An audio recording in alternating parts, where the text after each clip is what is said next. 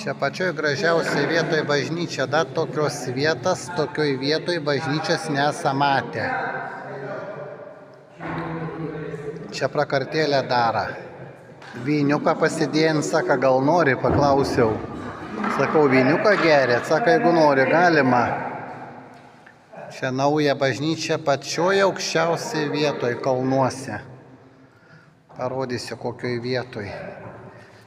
Jūs net neįsivaizduojat, va, darbininkai. Va taip. Pažiūrėkit, kokią vietą. Jūs neįsivaizduojat, kiek čia kilometrų į viršų ir kokią vietą.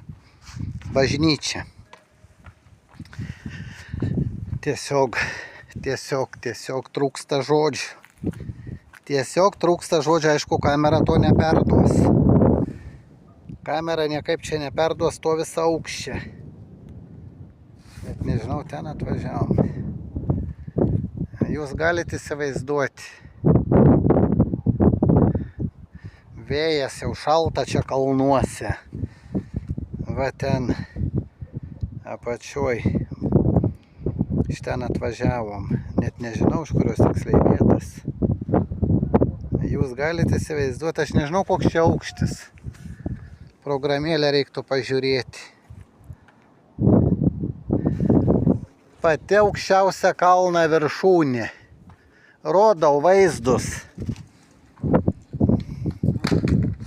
Aš nesu matęs bažnyčias tokioj vietoj. Aš dabar, kai galvoju, kažkitą perksiu, tai telefoną jau apimakinau. Beveik.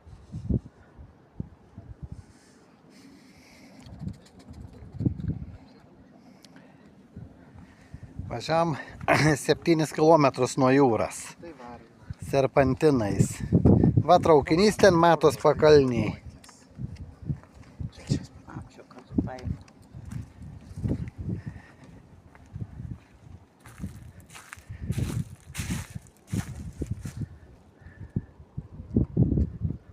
Čia pati kalno viršūnė, visur aplinkui.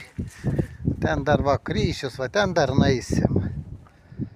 Va, ten vaizdų pasidaryti. Nu, nuostabi vieta.